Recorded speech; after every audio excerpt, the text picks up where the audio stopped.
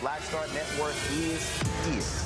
Hold no punches. I'm real revolutionary right now. Support this man, Black Media. He makes sure that our stories are told. Thank you for being the voice of Black America, Roland. Stay black. I love y'all. All momentum we have now, we have to keep this going. The video looks phenomenal. See, this difference between Black Star Network and black-owned media and something like CNN. You can't be black-owned media and be scared. It's time to be smart. Bring your eyeballs home. You dig?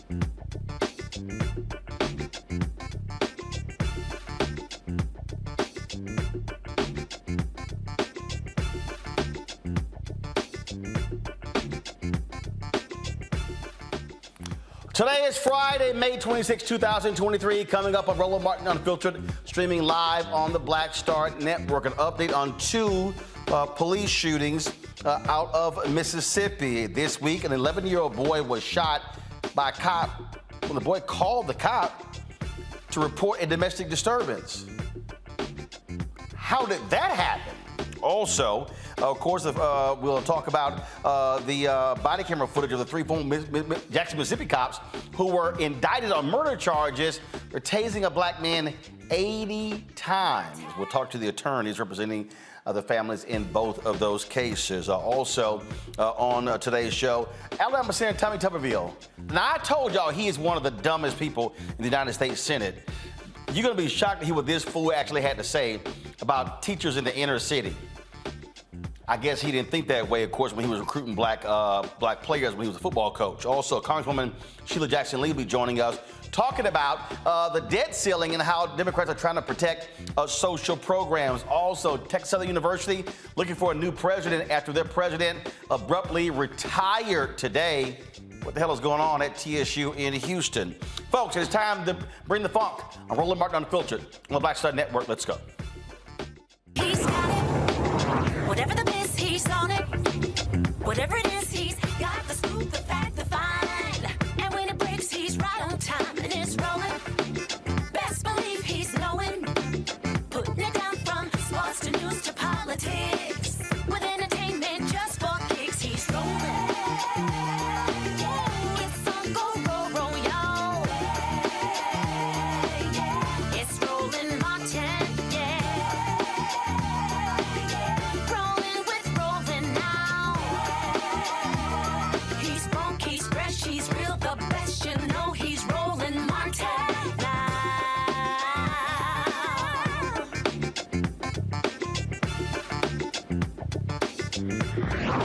Martin. All right, folks, an 11-year-old boy in Mississippi is at home recovering after he was shot Saturday by a cop. Now, here's what's crazy, okay? It was Adarian Murray who called the cops regarding a domestic disturbance at the family home. Indianola police officer Greg Capers shot the boy, and the boy's mother had to ask him to call the police again after the father of another of her children arrived at the home, angry and upset. Now, on Monday evening, Indianola Board of Aldermen voted to place Capers on paid administrative leave while investigating the shooting. The family wants the officer fired and charged. Adarian suffered a collapsed lung, fractured ribs, and lacerated liver due to the shooting. He was released from the hospital on Wednesday. Attorney Carlos Moore, representing the family, he joins us right now from Jackson, Mississippi. Carlos, okay, I'm totally confused here. How in the hell does a 11-year-old kid call the cops show up, and the kid gets shot? Roland, I'm just as confused as you are. The family has no answers, and we are fighting for justice. We've asked the mayor, the police chief, somebody to give us an answer why this child who was unarmed and following the officer's command to come out of the house with his hands up, why he was shot by the same cop. I mean, is this one of those situations where the cops, you remember during Tamir Rice, where the cops tried to say, oh, like he was this really big child. Again, so walk us through what happened. Was the cop outside? Was he inside the home? He was outside of the home. What happened, Roland, 4 a.m., his sister's father comes over. He's irate. His mother's afraid. At some point, she hands her son the cell phone and tells him to call the police and call her mother. He did. He called his grandmother and the police, and they arrived. They thought this was going to be something that would assist them. The police try to kick the door in. The mother opens the door. They tell her to come out. She tells them that the man is still in there, but he's running the other way without a gun. And so he knew there was no gun in the house. He yells in the house and tells everybody else in the house to come out with their hands up. The boy obeys and comes out of his bedroom, hits the living room, is immediately shot in the living room in the chest. Any body cam video? There is body cam video, but the family has not seen it. We've asked for it from the city and from the Mississippi Bureau of Investigation. They are being dilatory and saying because of the investigation, they cannot release the video. But we know that if it was in their favor, they would immediately release it. We hear that it's very damning for the city, and that's why they're being dilatory. I mean, we're talking about an 11-year-old kid. 11 years old, 4 feet 10, very small frame, looks like a kid. No way he could have been mistaken for the 6'2" man that was in the house. I mean, this is absolutely strange. I mean, this kid it's a miracle this kid is alive. Very much a miracle. Had a collapsed lung, lacerated liver, fractured ribs. He is blessed to be alive. I believe God left him here for some reason. He still has a purpose here on earth, and he's going to fulfill it. And again, you said that the Mississippi Bureau of Investigation, they are leading this investigation? They are. Wow. I mean, just no words here to describe here. Now, here's the question. Was the father of the gentleman who started all of this here, was he ever arrested? We understand that after the shooting, it's a few hours later, he was arrested, but they held him briefly and released him. They said since the mother did not file charges, they couldn't hold him any longer. She couldn't file charges because she was in the hospital with her son. Yes, he was airlifted to Jackson to the hospital. So her main concern at that point was her son's survival. So she was by his bedside faithfully as any mother would be. And so the man is still out somewhere in Indianola. Unbelievable. Carlos Moore, we appreciate it, man. Thanks a lot. No problem, Roland. Thank you. All right, folks, got to go to a break. We come back. We'll talk to the attorney for another family, a man who was killed, tased 80 times by Jackson, Mississippi cops. Unbelievable, folks. You're watching Roland Martin Unfiltered on the Black Star Network. Hatred on the streets, a horrific scene, a white nationalist rally that descended into deadly violence. White people are losing their damn minds. As an angry pro-Trump mob storms the U.S. Capitol, we've seen We're about to see the rise of what I call white minority resistance. We have seen white folks in this country who simply cannot tolerate black folks voting. I think what we're seeing is the inevitable result of violent denial. This is part of American history. Every time that people of color have made progress, whether real or symbolic, there has been what Carol Anderson at Emory University calls white rage as a backlash. This is the rise of the Proud Boys and the Boogaloo Boys. America, there's going to be more of this. Here's all the Proud Boys, Dave. This country is getting increasingly racist in its behaviors and its attitudes because of the fear of white people. The fear that they're taking our jobs, they're taking our resources, they're taking our women. This is white fear.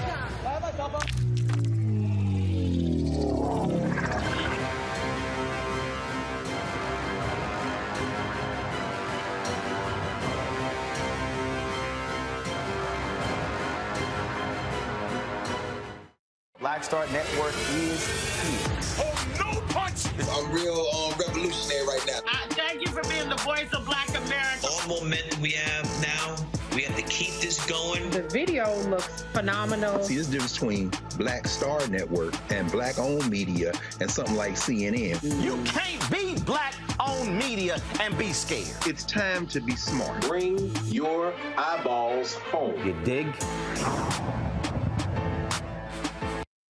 Hi, I'm Gavin Houston. Hi, I'm Carl Payne. Hey, what's up, y'all? It's your boy, Jacob Lattimore, and you're now watching Roland Martin right now.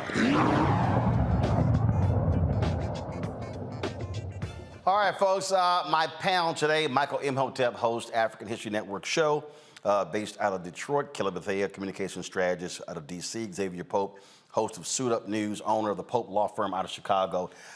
Xavier, I'm just confused here. I mean, how in the hell does an 11-year-old kid trying to call a cop ends up being shot? I mean, this is what black people are always talking about, how scared he is when we try to call the cops for help.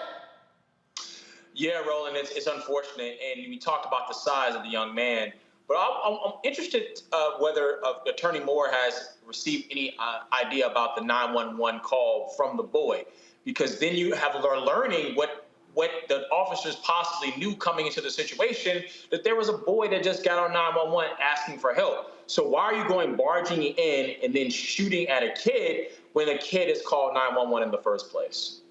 Well, I mean, it goes to show you just how crazy it is, and I get it. I get it, Kelly. It's 4 o'clock in the morning, but my goodness, how do you fire upon an 11-year-old kid? I mean, the short of the answer is, a good cop wouldn't. A good cop would assess a situation the way that they're trained to. And granted, they are quick decisions, but you are trained to make quick decisions effectively, efficiency, and correctly. And it appears that he didn't do any of those things. And in this particular instance, apparently it was a Black officer who shot this young boy. And I know people will try and use that as a tool to say that it's not just white cops, et cetera, et cetera. But the fact of the matter is this is a law enforcement issue. There are such things as bad apples who are Black, just as there are bad apples who are white. But it's not just, again, about an apple. This is a fruit tree that is rotten from the roots that needs to be uprooted and reseeded, replanted, and we need to just grow a new one, because clearly something is wrong when you have officers who apparently are veteran officers still doing something like this, even after a litany of incidents like this, a history of incidents like this. There's no excuse for it whatsoever. Michael. Yeah, Roland, I'm still trying to figure out how he got shot. I read reports about it. The officer had his gun drawn. The officer was outside. He told the people inside to come out. Darian walks around the corner inside the home and still gets shot. So what was the threat? He was 4'10". The man inside was over 6 feet tall. I'm still trying to figure out what was the threat that caused you to fire your gun. Also, how many other officers were on the scene? And apparently this was the only officer who fired his gun, which then causes me to wonder, okay, so why did this officer feel threatened enough to shoot, where possibly the other officers on the scene didn't feel threatened to shoot? So we still need answers. Mississippi Bureau of Investigation is investigating, but they're not giving many details right now. Yeah, I'm just, it's just unbelievable. Again, these things happen, and they consistently happen over and over again. How many times have you heard a little white kid being shot? Yeah, it doesn't get reported like this when it happens. It doesn't get reported like this. Does it happen? Oh yeah, it happens. But yeah, but how rare is it? I mean, it's amazing how many of these cases we tend to see when it's involving an African American child. That to me is just what is so crazy here. Roland, KRS-One had a song called Black Cop, and just because the officer is Black doesn't necessarily mean he's going to come under the color of the law. And I think that in terms of the treatment of African Americans, the instantaneous response and the implicit bias against even a child. So even a child is seen as a little monster, a little inward-lit. And so that's how I assess the situation. An officer's going to come to the scene knowing that a child potentially may have called 911, and then you shoot the child that's called 911. It's despicable, and it should not be tolerated in a civilized society. It's just, again, I mean, there are no words how this thing just consistently happens over and over and over and over and over again. All right, folks, hold tight 1 second. Gonna go to a break. We come back. We're gonna talk about this other case out of Mississippi. We're also gonna talk about with Congresswoman Sheila Jackson Lee, this whole debt ceiling battle. There's a deal here. What's the deal? What are they cutting? And isn't it amazing that we have a debt problem, but Republicans want to cut IRS agents who could actually go after the rich to bring in more money to lower the debt? I know, make it make sense. You're watching Roland Martin Unfiltered on the Black Star Network. Don't forget, download the Black Star Network app, Apple phone, Android phone, Apple TV, Android TV, Roku, Amazon Fire TV, Xbox One, Samsung Smart TV. Also, you can join our Bring the Funk fan club. Your dollars make it possible for us to do what we do. So please send your check and money orders to P.O. Box 57196, Washington, D.C. 20037-0196. Cash App, $RM Unfiltered. PayPal, R Martin Unfiltered. Venmo is RM Unfiltered. Zelle is Roland at RolandSMartin.com. Roland at RolandMartinUnfiltered.com. And of course, be sure to get a copy of my book, White Fear, How the Browning of America is Making White Folks Lose Their Minds. Available at bookstores nationwide, Amazon, Barnes & Noble. You can also get it at Target and download a copy on Audible. We'll be right back. That was a pivotal time. I remember Kevin Hart telling me that.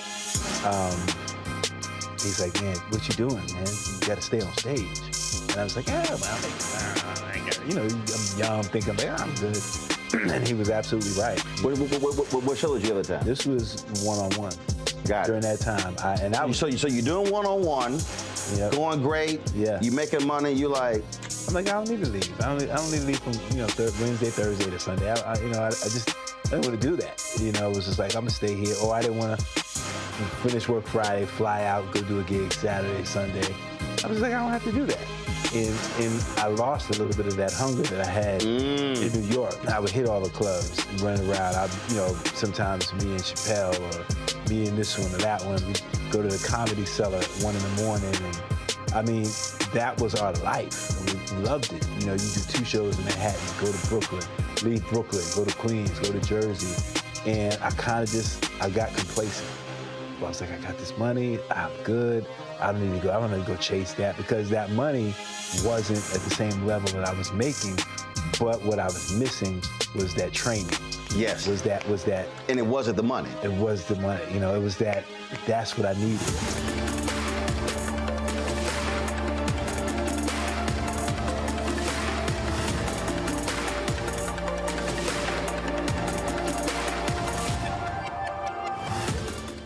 When you talk about blackness and what happens in black culture, we're about covering these things that matter to us, speaking to our issues and concerns. This is a genuine people-powered movement. There's a lot of stuff that we're not getting. You get it, and you spread the word. We wish to plead our own cause.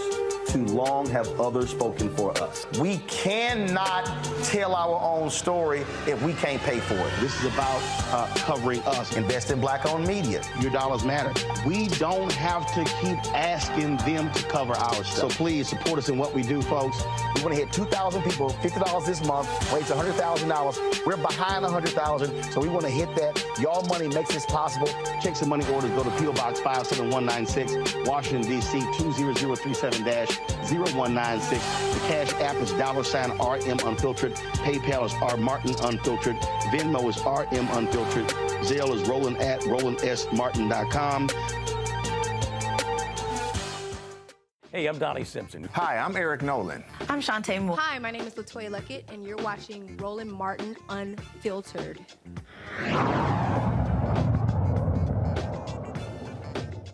All right, folks, yesterday we talked about the 3 former cops in Jackson who were indicted for murder in the death of Keith Murriel. They murdered his brother, tased him 80 times. Now, finally, the body cam footage was released that shows exactly what happened, folks. It is shocking. It is unbelievable. And as Carlos Moore just said, as we always know, when things are going well for the cops, they will drop that video in a heartbeat. But when it's not, it's amazing how it's always a delayed. So if you need to turn away right now, please do so.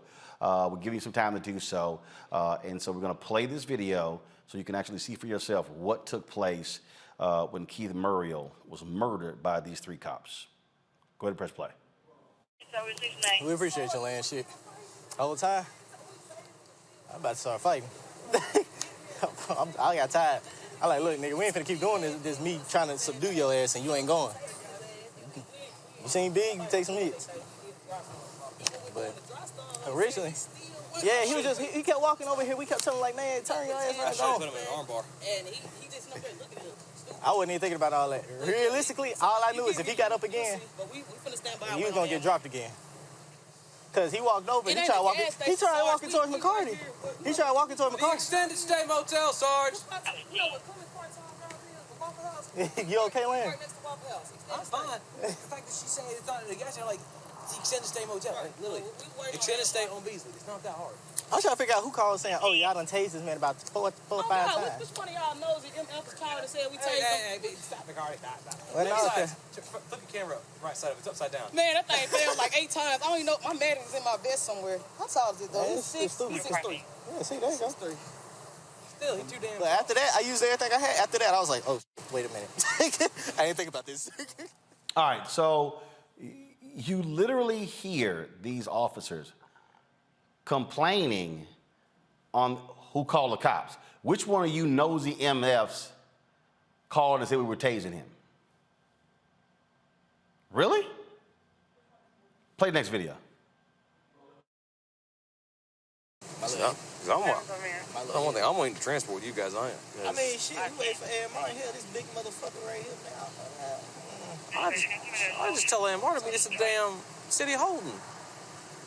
Or say screw it and let Raymond check him out. That's what I was saying. They need to go. That's what I was saying, man. God damn. We need to take his ass down to city holding. Let them sit his ass down there. Let Ed Martin check his ass out. This motherfucker big, man. I got time. No, he needs a cold shower. That nigga need a bed. No, let's take him to Siegel Suites. What's wrong? No, this girl over here wilding out in my ear. Oh, for the Let's take him to Siegel Suites and let him sit in the pool to cool off for a bit. I throw his ass in the pool. No, I didn't say that because he got cuffs and I may be rescue. I ain't fishing someone damn near twice my size out of the water. Man, what? Cause who? Motherfucker, you gonna pull us both down. Okay. All right, so the first two videos, you hear these officers, and again, body cams are rolling, and they're just talking all kind of trash. This, though, is the devastating video that, frankly, led to their indictment. 5, 4, 3, give me your other hand. Give me your other hand, because we just told you to leave. We asked you, hey, stay on the ground. Give me your other hand. I swear to God, you stand. Give me your other hand. Stop. Bro, give me your hand. I'm not finna tell you again. Okay. Give me my hand. Bro. Hand behind your back. Put your other hand behind your back. 5, 4, 3, 2. Hand behind your back. Let's go. I'm not playing with you. Get your hand behind your back. Okay. Because we did ask you several times to leave. Okay, that's fine. Nope. These cups go in here. However they go. Bro. Stop, man. Stop, man. Stop, man. No. Hold on. Stop, man. Now I'm not finna keep doing this shit with you. Hey, boss, move again. Move again. Move again. Move again. Hey, show one in custody. Move again. Move again. Don't fucking look at me. Do not look at me. Put your hand back here. Put your hand back here. All right. Man, stop. Give me your hand. Stop. Give me your hand or you'll get it again. Give me your hand. Stop, man. Put your hand behind your back. Man, stop, man. Put your hand behind your back. Man, stop, man. Hey, 5, 4, 3. It's gonna hurt like hey, that. put your fucking hands behind your back now. Stop. Put your hands behind your back. Both of them. Both of them. Both of them. You finna get it again. Both of them. You gonna get it again. Ah! Let's go. Hands behind your back. Man, stop. Bro, you finna get it again. You making it worse to yourself. Man, stop, man. Man, stop, man. Stop, man. Let's go. Hands behind your back. Stop resisting, sir. Stop, man. Sir, stop resisting. Give me another unit over here, dispatch. Hey, down. Down. Fuck, down. Right. Man, stop, man. Stop. Stop resisting. Put your hand behind your back. Hands behind your back, sir. Sir, hands behind your back. Sir, hands behind your back. Hands behind your back, sir. Sir, let go of my leg. Let go of my leg. Hands behind your back. Or you finna get it again. Man, stop, man. Okay. I put it like this. Don't worry about it. You got you resisting. Man. Let go of my leg, boss. Man, stop, man. Okay. Sir, put your hands behind your back. Man, stop, man. Hey, just hold on. We got backup coming. We got him down. Keep that taser on. He ain't going nowhere. Boss, put your hand behind you. With it.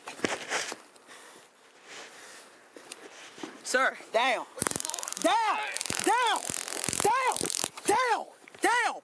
Down. Do you not know what down means? Man, stop, man. Okay.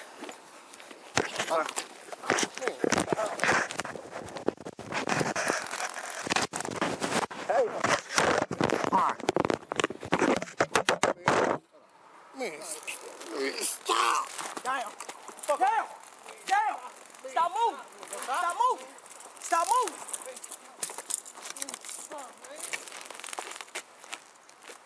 Stop. Stop moving. Turn over. Turn over. Turn over. Turn over. We got it. Let's go. Turn over. Turn over, man. Turn over. All right. Turn over. Turn over. Keep it going as long as you keep it going. Keep it going. Turn over. Come on. Turn over. Turn over. Stop, man. Okay, turn over. 5, 4. I'm You trying to finna help get this drop on, boss. 5. Turn over. You good. 4. Turn over. 3. 2.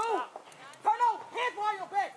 Let's go. Folks, these are the officers who were indicted for murder. You see it right here, James Land, Kenya McCarty, and Avery Willis. Daryl Washington is the attorney for the family in this particular case. And Daryl, here's what I'm confused by.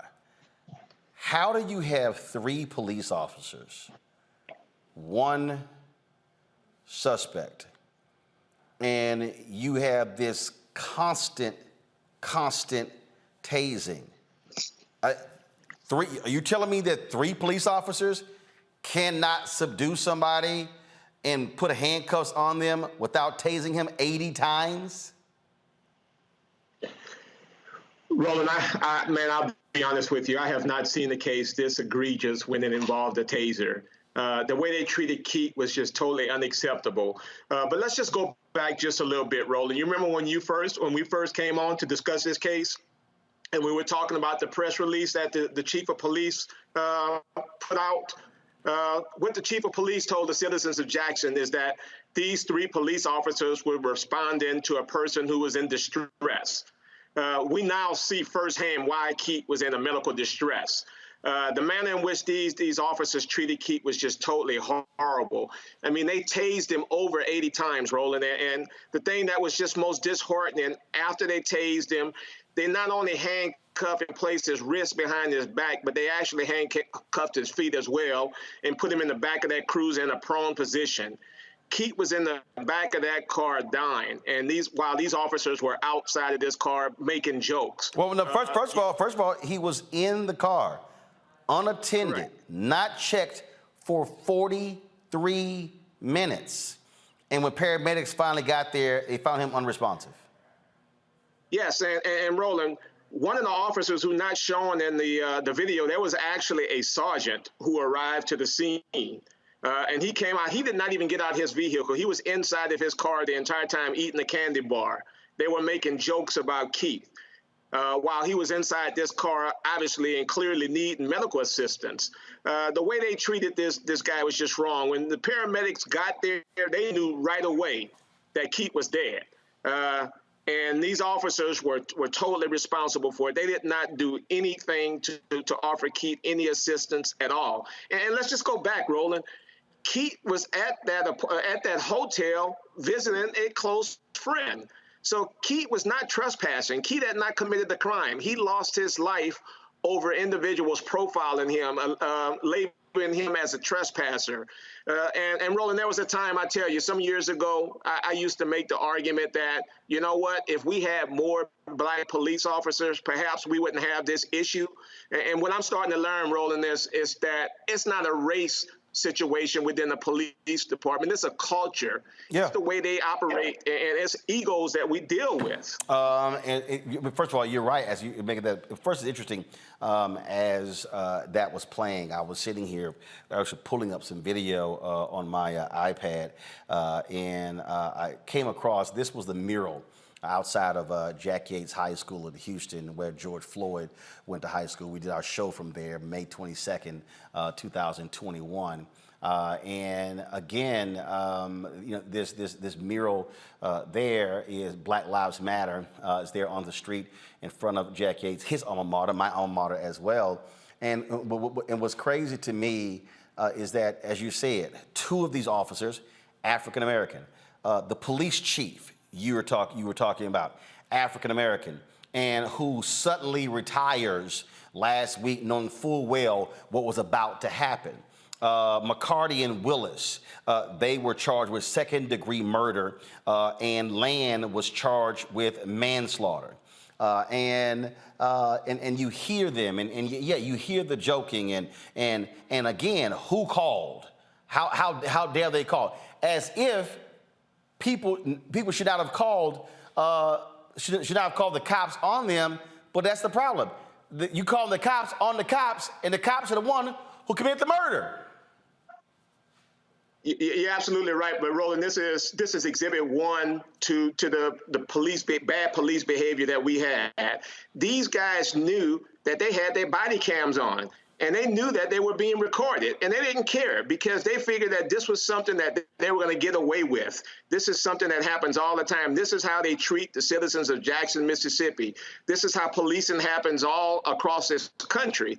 And they feel that they're going to get away with it. And, I'm just glad that this district attorney presented this case to the grand jury and these three officers were indicted. But more importantly, Roland, I think that sergeant who was out there, I think he also, who happens to be an African-American as well, had an obligation to go to that vehicle to check on Keith to make sure that he was okay. And he simply didn't do that. They allowed this father of two to die a slow and painful death. And just looking at that video is just hurtful. And you can imagine what the family has gone through knowing that this video is now out there. Absolutely. That is just outlandish that what took place here. Darryl Washington, we appreciate it, Frat. Thanks a lot. Hey, Roland, thank you very much for covering this. All right, folks, going to break. We'll talk about this on our panel on the flip side. You're watching Roland Martin Unfiltered right here on the Black Star Network. Coming up next on The Frequency, right here on the Black Star Network, Shanita Hubbard. We're talking about the ride or die chick. We're breaking it down. The stereotype of the strong Black woman. Some of us are operating with it as if it's a badge of honor. Like you even hear Black women like aspiring to be this ride or die chick, aspiring to be this strong Black woman trope at their own expense. Next on The Frequency, right here on the Black Star Network. Next on the Black Table with me, Greg Carr. We welcome a towering intellect, activist, master theorist, prolific author, and unstoppable firebrand for channel. The one and only Dr. Errol Henderson joins us to talk about his new book, The Revolution Will Not Be Theorized, Cultural Revolution in the Black Power Era. And this is what's going on in so much of academia and in some movement circles is an anti-Black nationalism. It's an hour of power that you don't want to miss. That's right here on the Black Table on the Black Star Network. On a next, A Balanced Life with me, Dr. Jackie, the necessity of believing in things you can't see. It's called faith. It comes in all shapes and sizes, and it's powerful. And it's a big part of being able to live a balanced life. The valley I experienced being a cancer survivor was one where my footing was completely unstable. I had no idea what to do. And in that instance of not knowing what to do, I had to rely on faith. That's all next on A Balanced Life, only on Black Star Network. Hey, what's up, everybody? It's Godfrey, the funniest dude on the planet. And you're watching Roland Martin Unfiltered. Ow.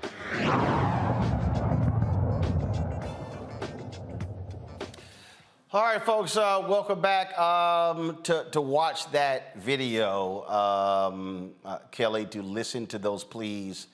Again, harkens back to George Floyd, and you literally hear the utter indifference of these cops. That was a hard watch for me. A lot of people, throw around the word triggered.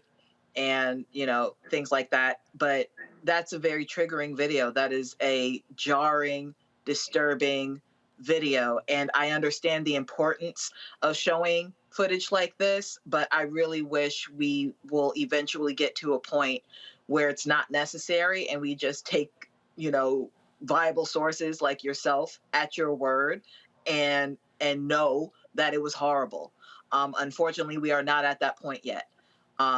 Nevertheless, these cops absolutely did the most deplorable, disgusting thing a cop can do, and that is have what appears to be total disregard for a man's life that was under their care, under their custody. Correct me if I'm wrong for those who practice law on a regular basis, but when you are incapacitated in that way, they do not, the suspect or whomever does not have to put their hands behind his back on his own volition. Like the cop can do that because they are in a better position to do so. And frankly, after being tased, I don't know how many times by the point that we saw in the video, I can only imagine that his faculties were not there to even abide and comply with the officer's commands. So this just seemed unnecessarily cruel and frankly stupid on behalf of that cop to think that somebody who is being tased still has the strength and the wherewithal to be in control of their own body. There's nothing to understand here other than what they did was wrong, and they thankfully have been indicted, but they need to be convicted and they need to be under the jail because this is unacceptable. Xavier? Roland, when you first started rolling the tape, I thought that we were listening to a couple thugs talking. That didn't sound like officers of the law that were there to serve and protect. The flippant language, the disrespect of the community that even is around, who called on us and who said we tased him. It was all thug language, thuggery. Cops shouldn't be thugs. What we had to witness was straight thuggery. And the fact that this cop thought it was okay to not even give the opportunity to respond or comply. They always say, Roland, just comply, just comply. You cannot comply when you can't physically respond other than say, please stop killing me. And the fact that she knew and she could appreciate the criminality of her actions to make him not look at her so she wouldn't be reminded of the inhumanity that she was putting on him. Michael. Yeah, Roland. Well, number one, this is an example of how some people should never be police officers, regardless of race. Some people are not cut out to be a police officer. Number two, police officers are public servants.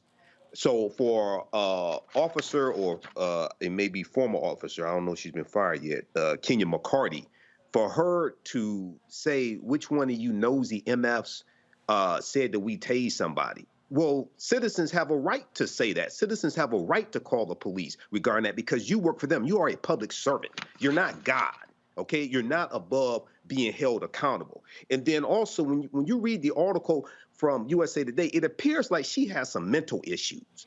And the reason why I say that is because they talk about the videotape and they talk about Willis and McCarty then discuss what they would do if they saw Keith back on the property. She said, quote, I can't be disrespected like that that many times. I can't be disrespected like that many times. This sounds like something personal with her. She then went on to say, he come back when we leave, that's fine, because then I can put hands on him.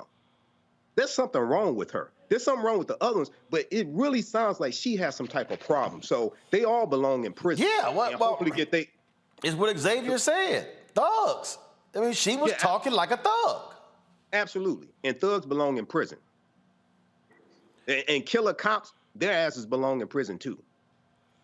But this is the thing that we consistently are dealing with. And here's the thing, Kelly. Oh, I love these people talking about, oh, you know, it's a few bad apples. But it's like, damn, we just go from city to city to city to city to state to state to state. And it literally is an epidemic. It is. And like I said in your last segment, there reported few bad apples, quote unquote. Like I said in the last segment, this isn't about, you know, individual fruits at this point. This is a disease that needs to be eradicated.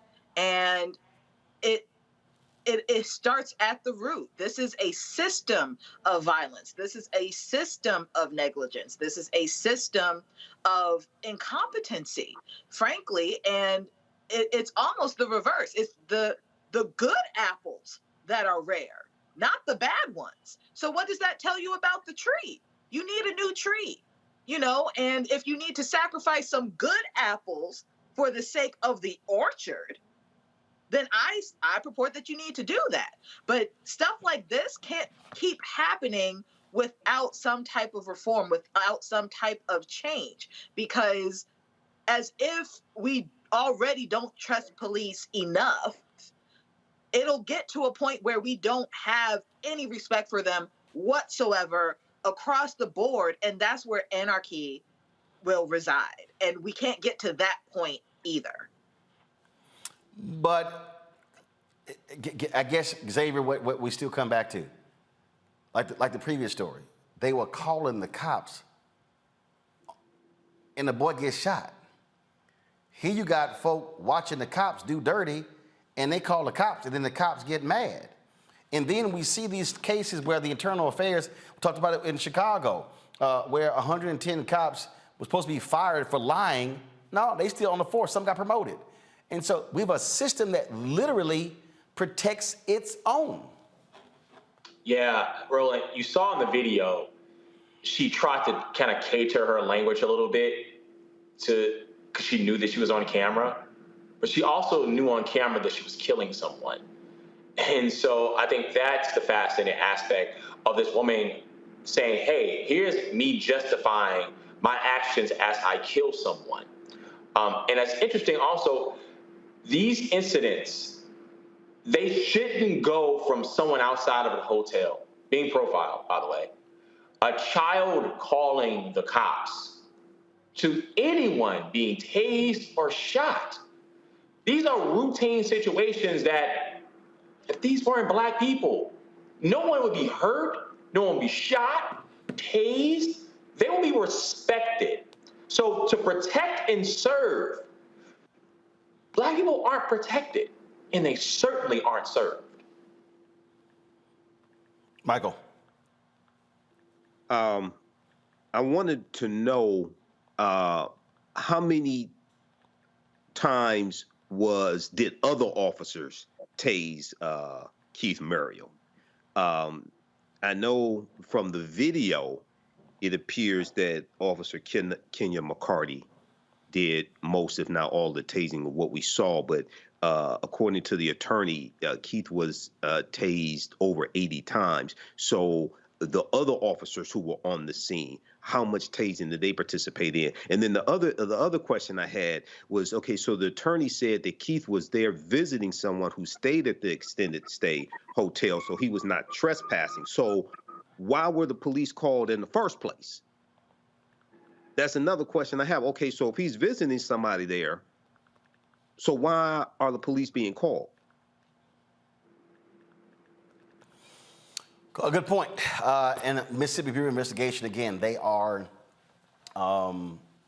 they led this. These three have now been, these three cops, show them again, show their faces. They need to be shown over and over and over again. They have been indicted. Again, two of them, Officers McCarty and Willis. The two Black cops have been indicted on second-degree murder charges. The white cop, Land, has been indicted on manslaughter charges. Again, I mean, there are no words. There are no words to describe what happened here. This is what we see all too often by cops in this country, and it is unfortunate. And again, it goes to show because this took place on New Year's Eve. It goes to show that here we are 3 years later after the death of George Floyd. Yesterday was the anniversary of his murder. And this is why protesting has to continue. This is why the fight has to continue. This is why we have to repel against every single one of these people who want to make excuses for rogue cops in this country. And it happens too often. And all we've seen, frankly, in the last 2 or 3 years, Xavier, are people saying, oh, let's just give them more money, more training, like more, but show me how it's working. As we look at 3 years after the death of George Floyd, the murder of George Floyd, Jared Chauvin, who killed him, was actually, there was a judgment recently for him brutalizing my nephew. We live in a country right now where people protested with George Floyd. There were borders on windows, there were signs all over the windows, and people treated it like the Macarena and got back to what they were doing. And people protesting being equivocated with an insurrection, as if that was a time for the nation to police Black people more, not less. Kill us more, not less. Give us less rights, not more. And so 3 years later, we're asking, where was the reckoning at? Because if we're looking at this, how this show has started, I don't see a reckoning, because there are still cops that are on camera think it's okay to kill someone. That say, don't look at me because I want to kill you openly on camera. It's disgusting. 3 years later, something has to change. And Roland, thank you for continuing to be a platform for this. And people think that you're grifting off of this, Roland. This ain't fun for us. This is something we have to do to be able to make sure that justice is done in this country, but damn sure it's not fun. Well, you're right, and I think too often there are people who we see this too often, don't show it, and I get it, and I understand the point that Kelly made earlier. But here's the problem that we have: these mainstream media outlets, very few of these stories rise to national prominence, and I can tell you. Whether it's Daryl, whether it's Carlos, whether it's Ben, whether it's Lee, whether it's, we can go on and on and on. They text me and email me and say, bro, you don't understand. You're one of the few places we can go to on a nightly basis to talk about our cases that actually alerts the public and gets attention outside of social media. And that is why we've got to have Black-owned media. Because I just need to remind people, let me be perfectly clear, Emmett Till's case does not go national without Black-owned media. Right. If it wasn't for the Tri-State Defender and Jet and the Chicago Defender, that story don't go national. And so our people need to understand why we have to do these stories, because they absolutely matter. Hold tight 1 second, folks. Got to go to a break. We come back. President Biden nominates a brother to be the head of the Joint Chiefs of Staff. We'll play for you what the president had to say in the Rose Garden yesterday. You're watching Roland Martin Unfiltered right here on the Black Star Network.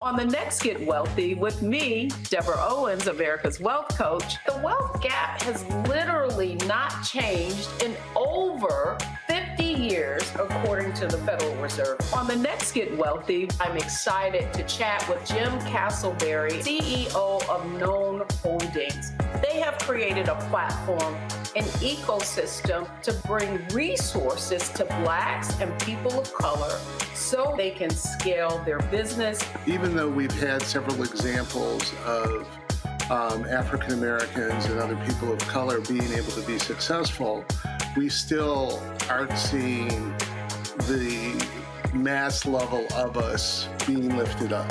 That's right here on Get Wealthy, only on Black Star Network.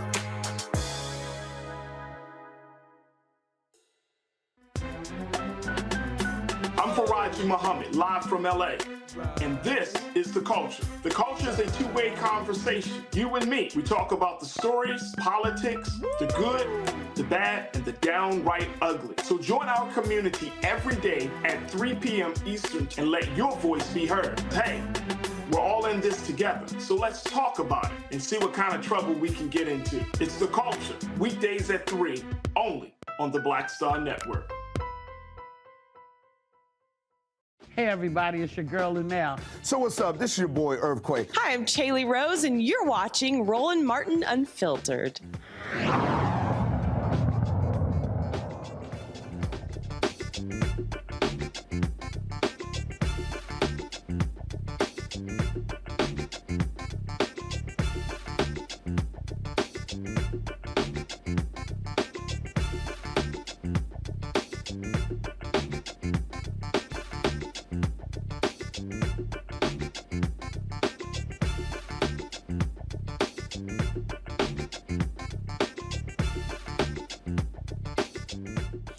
All right, folks.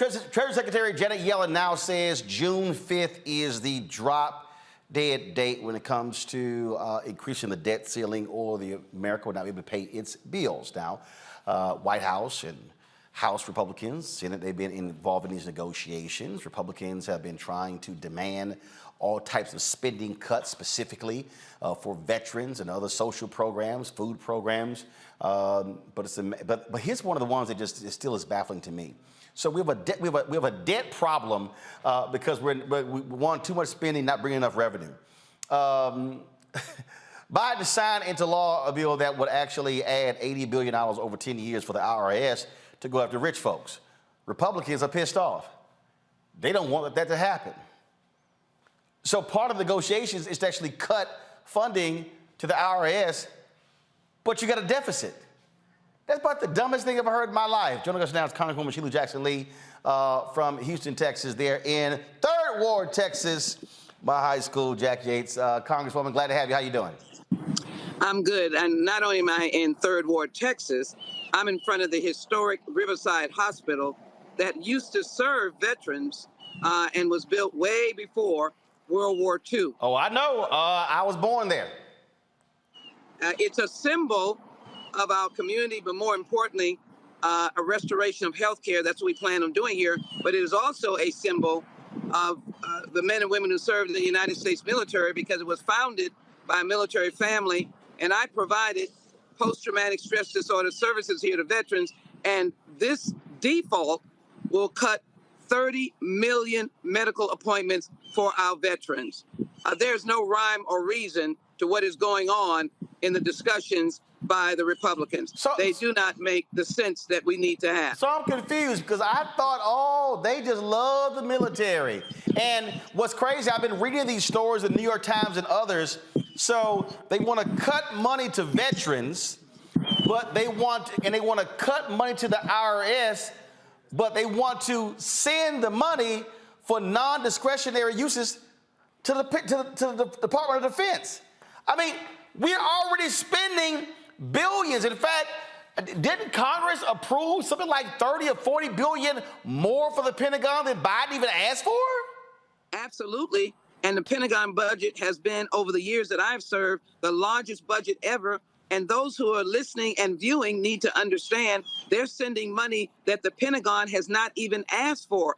General Austin has a budget, a framework. He understands what the men and women of the United States military need. But at the same time, they're cutting discretionary funding, which includes housing and SNAP dollars that some of our young military personnel actually use. There is no sense to where we're going. In addition, it is horrific that they would hold up any negotiations on something called the work requirements, which I voted against some 20 years ago, which they keep declaring that it's about able-bodied persons who are getting welfare. You know that's not true. What is assessed is that there are individuals who you may not see any external injuries, but have met the criteria of not being able to work. Do you want these people to be homeless? Do you want these people to go without food? Do you want to add to the thousands of homeless persons across America? The other thing is they want to claw back what we call the pandemic dollars. Well, the pandemic dollars being clawed back will kill our cities. They are using it for the homeless, which they're allowed to do. They're using it for safer cities. Right here in Houston, Texas, we've got one safe city. It is allowing us to do intervention to deal with gun trafficking and excessive guns, but it's also allowing us to use police officers effectively in areas where there is crime. What is going on here is an insensitivity to the needs of the American people and a carelessness about the issue of default. Secretary Yellen is correct. We're between June 1st and June 5th. I just got a call today to be on a 24-hour notice to return back to Washington because Democrats don't want to default. And we raised the debt ceiling. I call it we didn't default. We didn't default 3 times under Donald Trump. What I don't understand is how hypocritical and arrogant can folk be when individuals who are there now, who now leave the House, 25% of the existing deficit was a result of spending from Donald Trump. And Kevin McCarthy wants to give lectures and sermons about fiscal conservatism? You're absolutely right. It was the Trump tax bill that really has put us in the largest deficit that we've ever experienced. And not one single person on the Republican side wants to recapture the Trump tax cut, which was alleged and wrongly represented that the corporations, and they're my friends, I want corporations to be strong in Houston and invest back in the community, but the representation was that those dollars they saved from not paying taxes were going to be able to be utilized in our communities or reinvestment. They were used for stock buybacks. We never saw a dime. Well, here's the worst of it. You made the point because people are fearful. You hear IRS agents, everybody starts moving in a direction of fear. But look, we've gotten more revenue under Democrats because we have effectively not gone after earned income tax recipients, which has been done previously. We've looked to the avoidance crowd, the top 1% avoidance crowd who pays no taxes, which includes the former president of the United States. How horrible it was to determine he paid no taxes. But here's the worst of it. If we get through this time and we don't have a default, the Republicans plan to go back again and introduce another tax-cutting bill that will then really undermine the military, undermine Homeland Security, attack Medicare, Medicaid, and Social Security, and literally take the legs of a safety net from under the American people. So here's the deal. McCarthy needs folks like you. He needs Democrats to vote for this because he don't have the votes on his side. So how aggressive are Democrats going to be to make sure that you don't have cuts to folks who really need the resources? Here's the issue. It is always the Democrats that the adults are the adults in the room. And it's painful. We know when mom and dad have to scrap together whatever pennies they need to take care of the children, they make a lot of sacrifices. We're holding the line and we're fighting against these dastardly work requirements, these draconian cuts, this nonsensical lack of recognition that these IRS agents are in fact utilized to bring revenue in to support this nation and to support military and to support veterans. Veterans have been calling and saying, we're going to lose benefits and our medical appointments. But here's the real crux of the issue. We can't default. Democrats are going to be the real cushion for defaulting. Now, I have a backup plan. I believe if we get to the point of ridiculousness, the President of the United States, I'm a member of the Constitution Subcommittee on Judiciary. I got to protect Houston. I got to protect cities and counties. This is where the people are. Not even in the states. It's the cities that where the people are. Let's use the 14th Amendment, the constitutional provision that allows the president to stand up our full faith and credit. Let's have that happen over the disarray that's in the Republican conference. I think the American people deserve that. We owe that to them. We don't owe them a default. We owe them the responsibility that adults will take care of their respective persons under their jurisdiction, their custody, their children. They do it all the time. They sacrifice, they tighten their belts, they sell the car. They might even move out of their house in order to take care of their children. Well, we as Democrats, and I've been there long enough, I've been through this process before. Default is ugly. And the budget that these Republicans put forward was an ugly budget. Even saying that as a member of the Budget Committee, we still can negotiate after avoiding a default. But I believe that if we cannot find reason or even rhyme, we need to use the 14th Amendment. And I've signed a letter and sent to the President of the United States to use that authority. We don't know who would even have standing to sue President Biden. The Congress wouldn't have standing. We're not going to be injured. And who of the American people would sue the President of the United States when we are saving the country? So if it gets to that, Roland, we are rolling, and we want the president to roll with the 14th Amendment authority that was used under the Civil War to ensure that this nation continues to be the economic leader of the country, that the dollar continues to be secure, that the world markets do not tumble, that our credit is not downsized. All of that impacts student loans, people purchasing homes and cars, people investing in businesses. I want to worry about the American people. I'm not trying to get a political hit.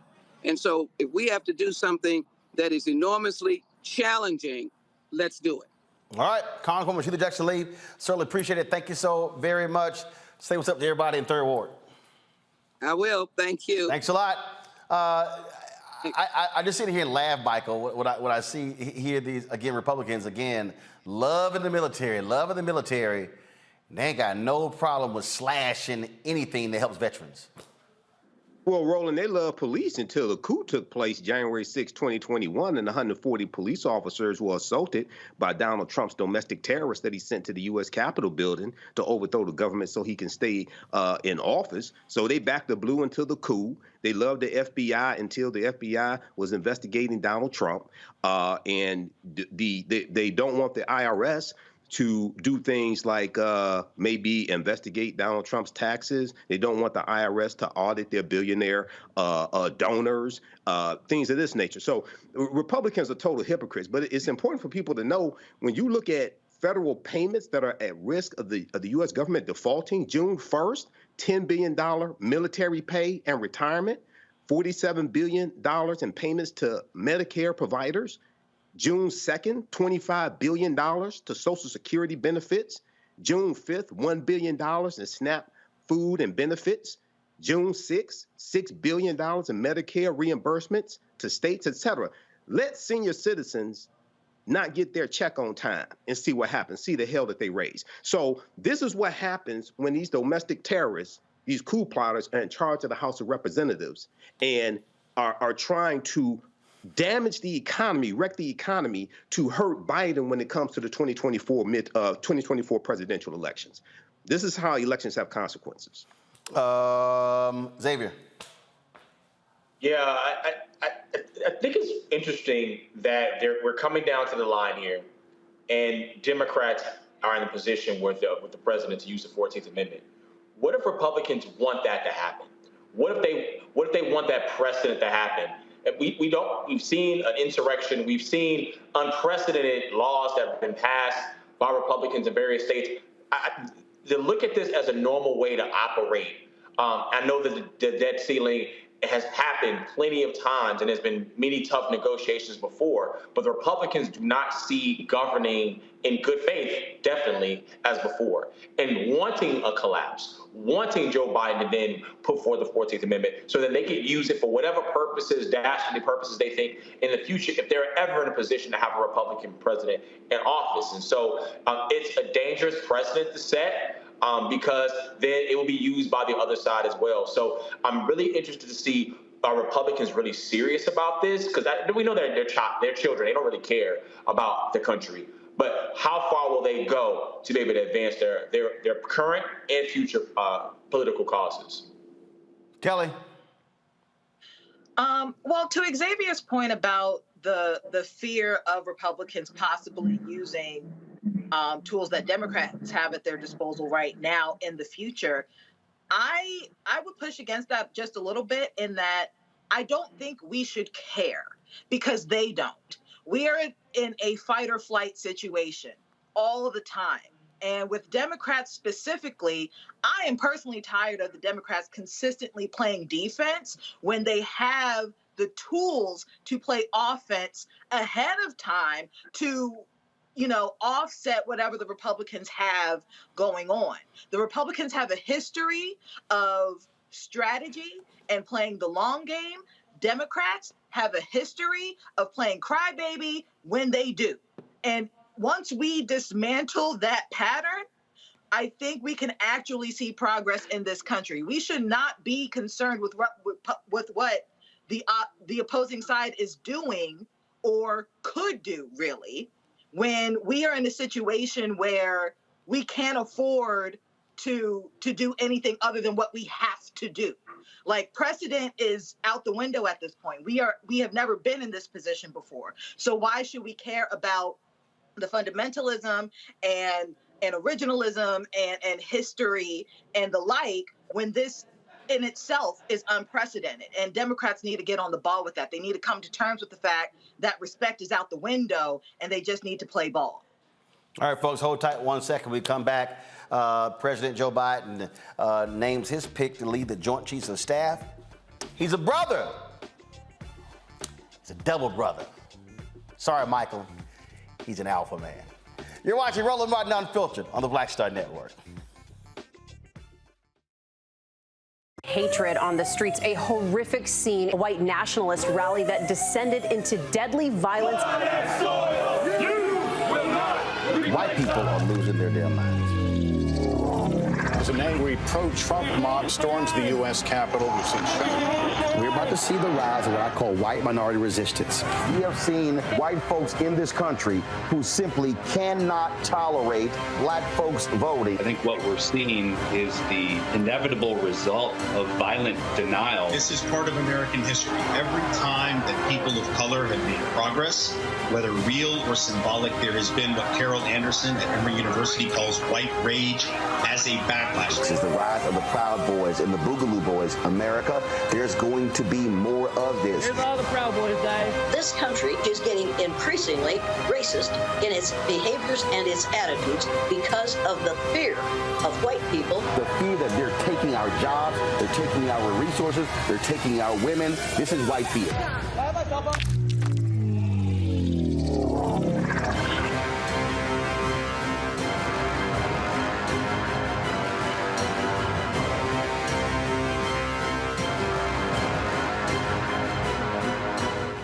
Black Star Network is here. Oh, no punch! I'm real revolutionary right now. Thank you for being the voice of Black America. All momentum we have now, we have to keep this going. The video looks phenomenal. See, there's a difference between Black Star Network and black-owned media and something like CNN. You can't be black-owned media and be scared. It's time to be smart. Bring your eyeballs home. You dig? This is Judge Mathis. What's going on, everybody? It's your boy, Mac Wild. Hey, what's up, y'all? It's your boy, Jacob Lattimore, and you're now watching Roland Martin right now. Yee.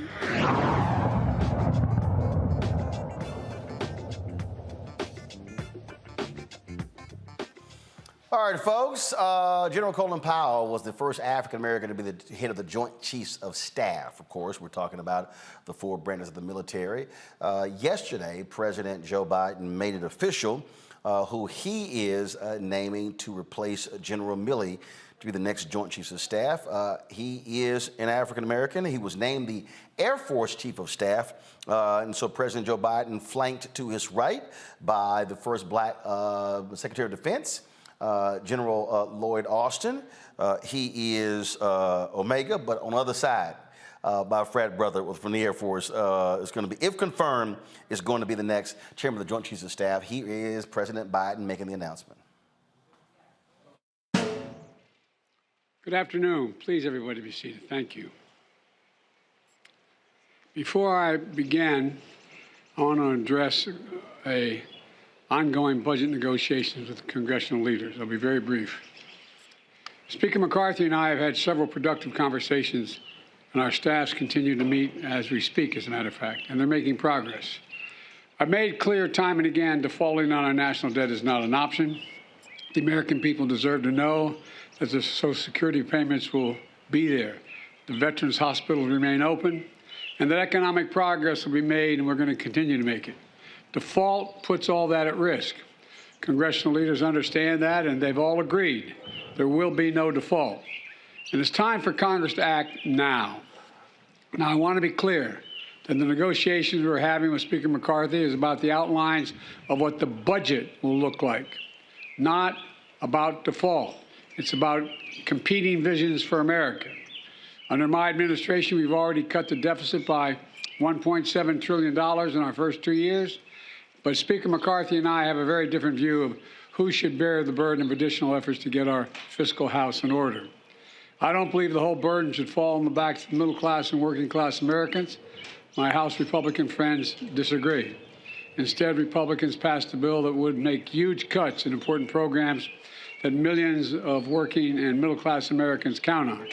Huge cuts in the number of teachers, police officers, Border Patrol agents, and increased wait times for Social Security claims. And I won't agree to that.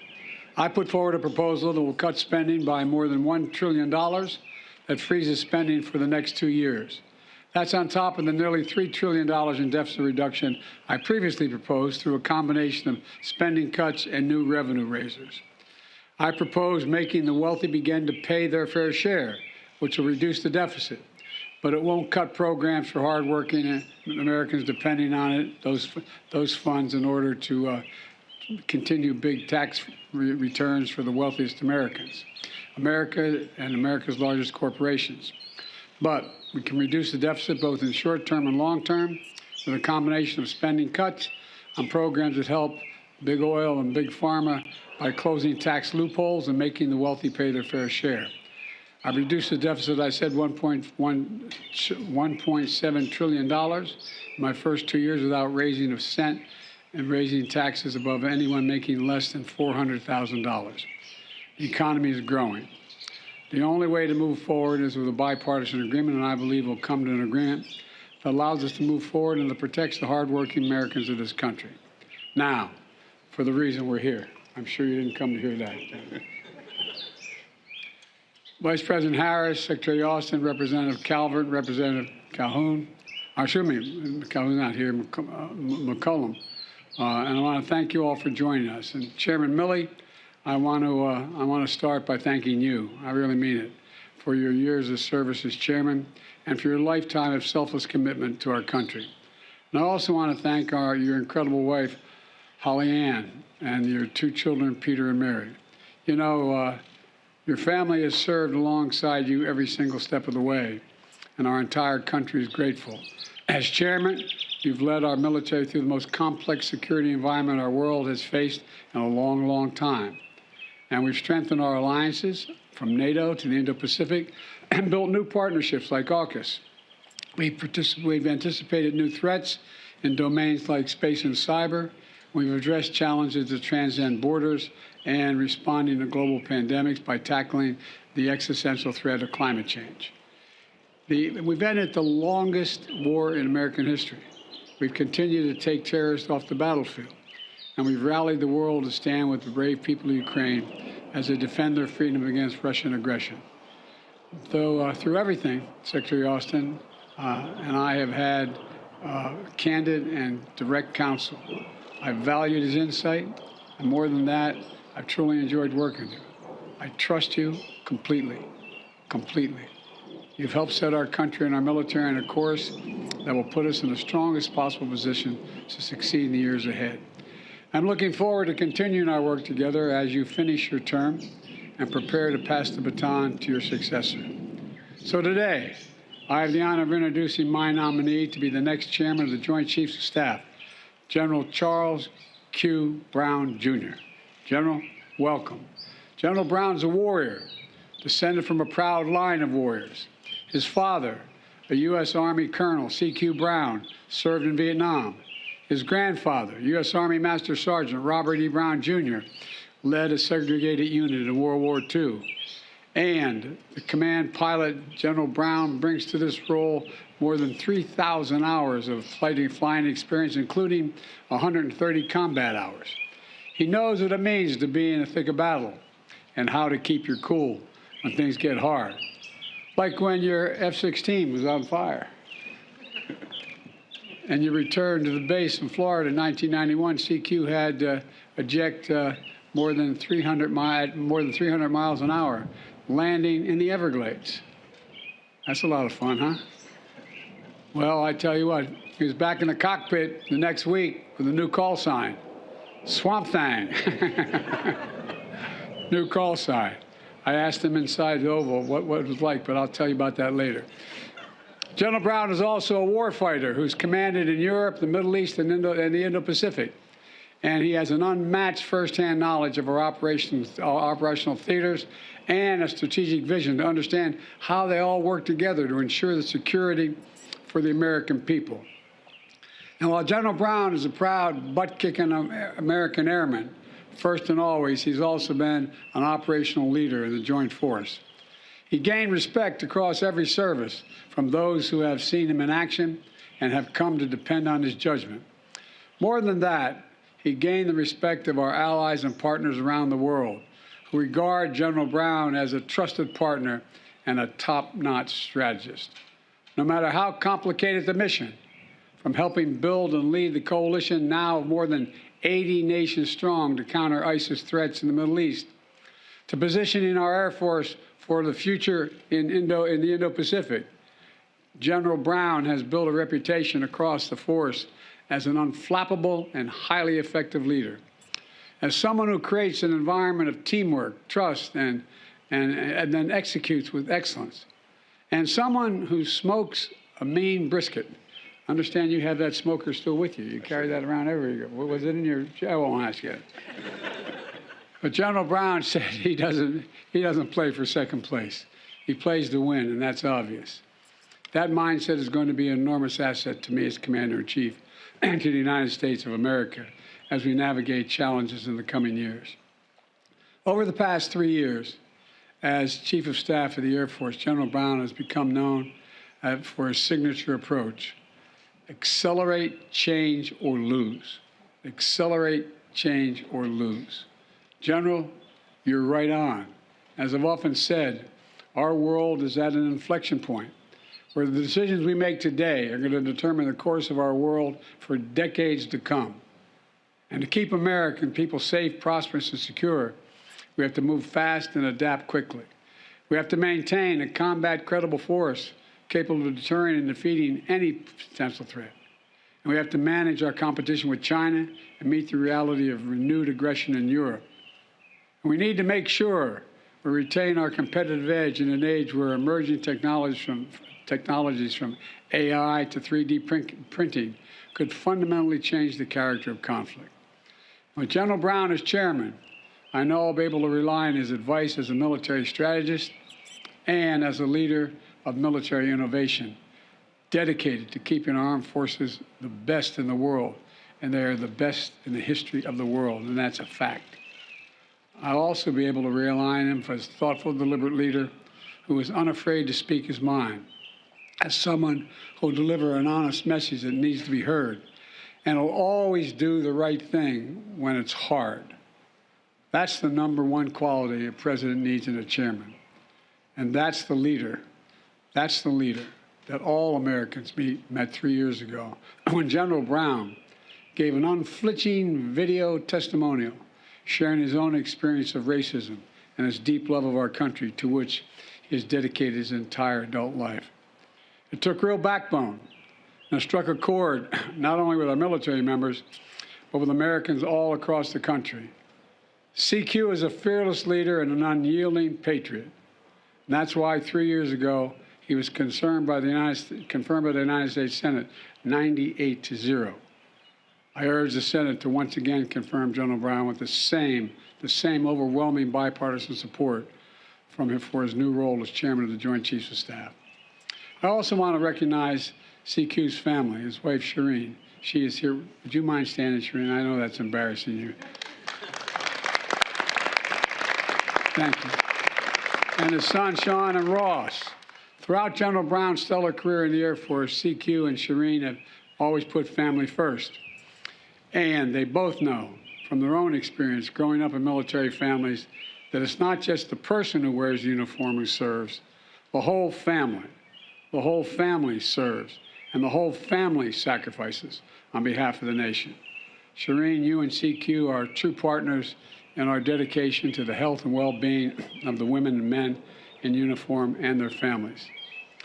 Five and Thrive, initiative that's doing important work to address the greatest issues affecting military families: child care, education, spousal employment, health care, and housing.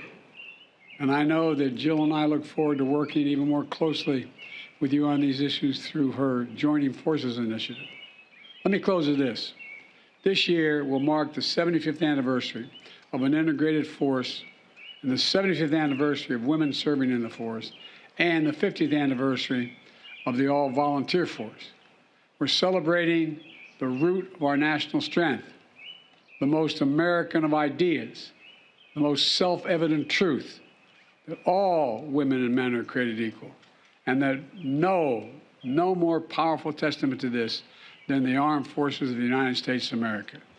The steps we've taken over the decades to harness the full diversity of our nation have grown our armed forces into the greatest fighting force, I'll say it again a second time, the greatest fighting force in the history of the world. And General Brown, you've been an essential leader in making our nation and our force even stronger. You've made history, and you have even made it as a Jeopardy clue. Did you know that? He made it as a Jeopardy clue, the Daily Double, no less. Well, so thank you, General Brown and Shireen and the whole family for being willing to take on this mission. And I can thank no one better suited, think of no one better suited or more qualified to lead our force through the challenges and responsibility ahead. And look forward to having you at my side, advising me as the next chairman and helping keep the American people safe. And thank you all, and thank all the military in the audience here. Thank you for your service, and thank your families as well. And may God protect our troops. Thank you.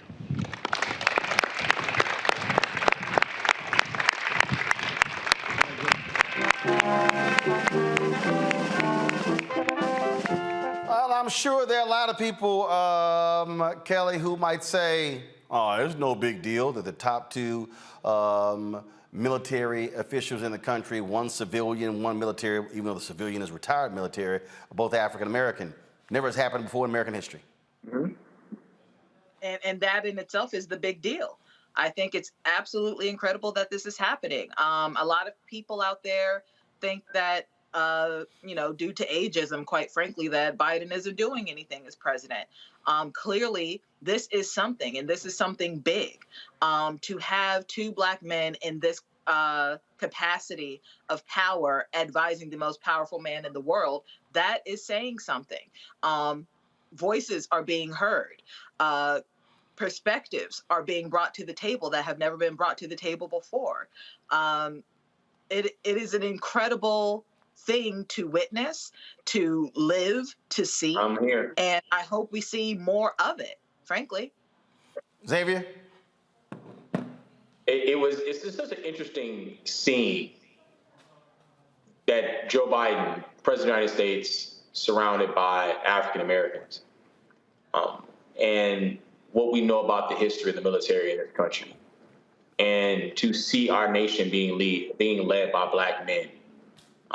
And we started this segment out with a Black boy and a Black man being killed.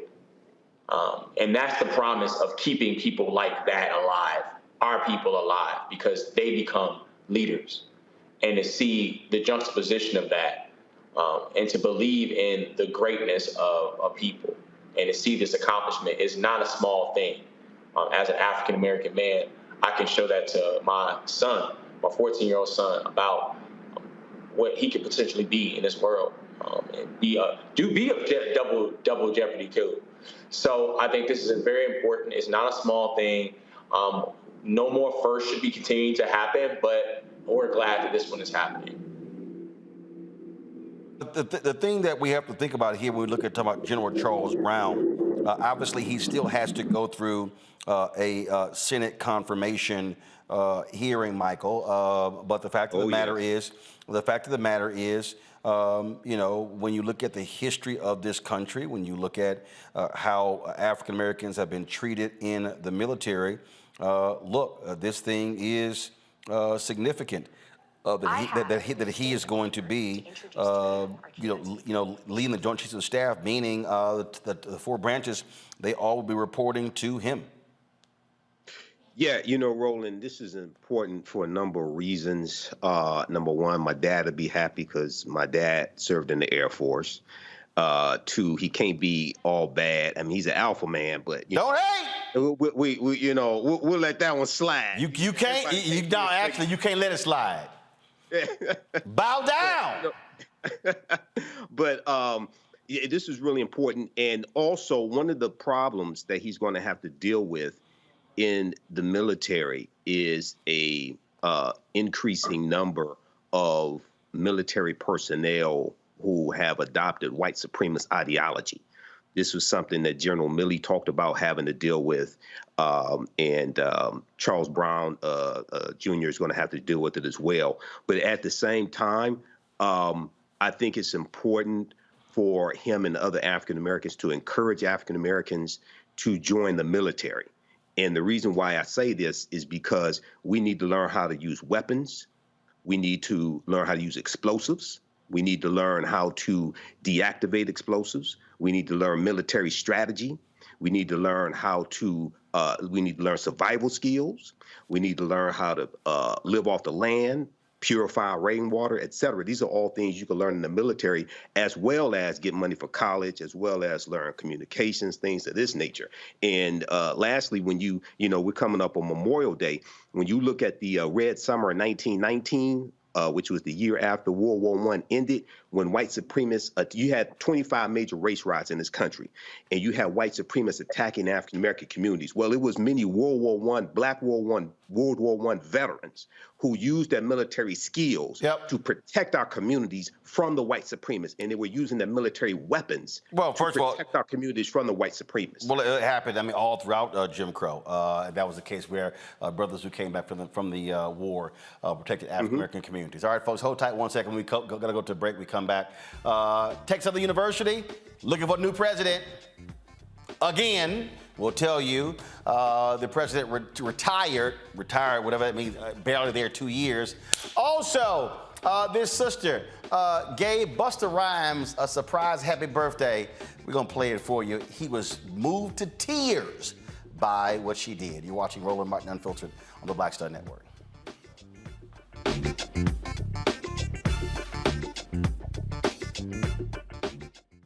That was a pivotal time. I remember Kevin Hart telling me that. He's like, man, what you doing, man? You got to stay on stage. And I was like, yeah, well, I'm young, thinking, like, I'm good. And he was absolutely right. What show did you have at the time? This was one-on-one. Got it. During that time. So you're doing one-on-one, going great. Yeah. You making money. You like. I'm like, I don't need to leave. I don't need to leave from Wednesday, Thursday to Sunday. I didn't want to do that. It was just like, I'm gonna stay here. Or I didn't want to finish work Friday, fly out, go do a gig Saturday, Sunday. I was like, I don't have to do that. And I lost a little bit of that hunger that I had in New York. I would hit all the clubs, run around. Sometimes me and Chappelle, or me and this one or that one, we'd go to the Comedy Cellar at 1 in the morning. And I mean, that was our life. We loved it. You do 2 shows in Manhattan, go to Brooklyn, leave Brooklyn, go to Queens, go to Jersey. And I got complacent. I was like, I got this money, I'm good. I don't need to go chase that, because that money wasn't at the same level that I was making, but what I was missing was that training. Yes. Was that. And it wasn't the money. It was the money. It was that's what I needed.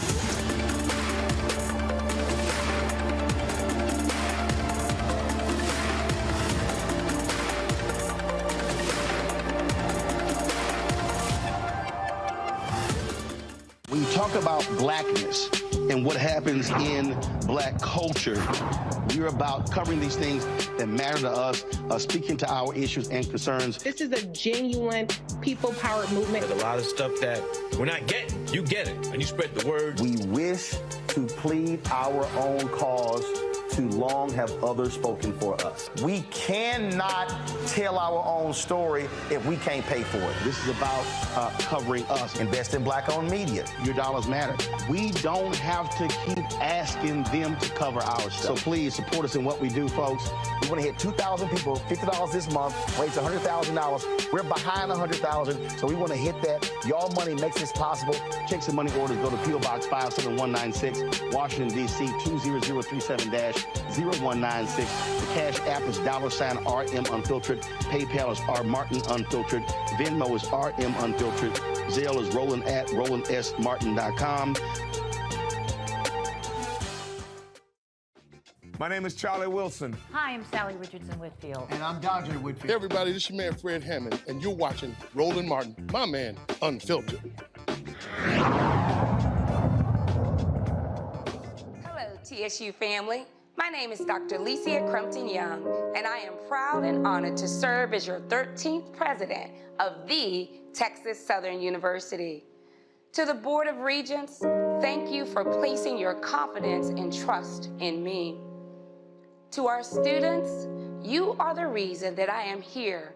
You're the reason that I will work hard each and every day, and I look forward to creating an educational experience that transforms your life and helps you achieve your hopes and dreams while giving you a unique... Well, that was grand opening and grand closing. That was the president of Texas Southern University a year ago with her welcome. She's now gone. Today, the Board of Regents, the chair, announced that President Crumpton-Young is retiring, okay, which is sort of weird because she's only been there 2 years and she's 53 years old. Now, this is the letter that the chair of the board, Alvin Ayers, actually released, stating that he was approached in a collegial manner by Dr. Crumpton-Young. She approached me as chairman of the Texas Southern University Board of Regents with her retirement request. The board unanimously agreed with the request and the mutually beneficial timing that will ultimately lead to the best outcome for Texas Southern University. Okay, am I the only one who finds that to be a very weird statement? That's just me. Now, of course, she came into the position in 2021 after the Board of Regents fired Austin Lane, tried to claim for cause, ended up having to pay a massive settlement to him and admit he wasn't fired for cause, which was stupid. It was just dumb. So I don't know what the hell TSU is actually doing. Again, she was hired to improve the graduation rates, deal with declining enrollment during the pandemic, also repair the university's reputation. Now again, they tried to say Austin Lane, there was something this a law school admissions scandal, which he says, no, I actually fixed. But then here's what happened. She comes in, then they fired the police chief, Mary Young. We had her on our show as she explained what went down there. She's suing them. Then the law school dean, so she fires Gary Bledsoe, who was the head of the law school. Then she brings in another sister. That sister is now suing them. So it seems like Crumpton-Young led to a whole bunch of lawsuits there at TSU. She said that she wants to move on to work in some areas in terms of on the national level to help HBCUs. But my goodness, it seems over and over and over there are these constant problems at Texas Southern University, and Alvin Ayers has got to also answer some questions. Now, let me be perfectly clear. When you talk about these Board of Regents folks, you're talking about the folks who are appointed by the governor. And so what does it say, Alvin Ayers, that this man is the chair of the Texas University Board of Regents, and he's in his 4th year as board chair, now about to have his 3rd president. Now, see, I keep telling y'all over and over and over again, I keep telling y'all, one of the fundamental problems at HBCUs are the Board of Regents. We've had too many other examples where the regents are always causing problems, and here we are with a new president. How do you have continuity when you're going to be working on your third president in 4 years? I don't know about you, Xavier. I ain't buying retired when you only 2 years into your term. Yeah, that's a little early. You're still wet behind the ears. Hasn't even dried yet. Still a young woman. I think that if you're brought in terms of a declining enrollment with the institution, what kind of vote of confidence does it say to the student that might come to the school if you don't have any stability at leadership at the top? And so this is not how it should be done. It's not how it should be run. And I think that all of this, we've not really talked about the quality of the education that the students are receiving at the institution. And particularly, you're going to have a law school. I mean, if you have some instability there, how the ability they are to keep their licensure as an institution. So these things are vitally important as you look at the stability of the school. Well, this right here is the Board of Regents. We have it up right here on my iPad. And so this is the board right here. You see the 9 regents, plus you have the student regent as well, makes for 10th. And again, I met Albert Myers years ago when he was at Shell, chief of staff to the CEO. And I'm just trying to say, bro, I mean, my goodness, Kelly, if you show me HBCUs that are thriving, I can guarantee you it's because they have stability in the president's office. Right. Unfortunately, I wasn't really able to see the article sent to me because there's a paywall behind it. But nevertheless, you're absolutely right. When it comes to any institution, period, the power and the stability of that institution comes from the top. And when you have situations such as this, when you have consistent turnaround, it doesn't say so much about the consistently incoming president so much as it does about the institution and who's behind putting people in that position from the institution. So I'm curious to know exactly what the issue is when it comes to whether it's the Board of Regents, what's going on at TSU, president notwithstanding. I find it also interesting that she retired and not resigned. Is that something from behind the scenes indicating that she might not, like maybe a non-compete somewhere where she can't go to another institution for X amount of years? Who knows? But right now, it just seems like a very fishy mystery at this point.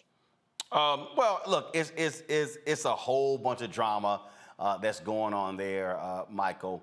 And again, what's crazy is Texas Southern University should be one of the largest HBCUs in the country. It should be. I mean, you're right there in Houston. You're 50 miles from Prairie View. You got 800,000 African Americans in that city, a thriving city. It should be a dominant public institution. It should be. But it is not because of silly-ass board members, and I'm going to say that, because they were absolutely stupid for running Austin Lane away. And moments after his settlement was negotiated and they had to admit he was not fired for cause, he was swooped up as the chancellor at Southern Illinois University in Carbondale. I'm talking about literally within a week. So it goes to show you, so if SIU said, man, this good enough to be our chancellor, what the hell was TSU thinking? And now having to now search for your third president. And then here's the deal. They have to pay Austin Lane off. Let's see if they're going to pay off her contract. That's money that could be going to academic programs and scholarships.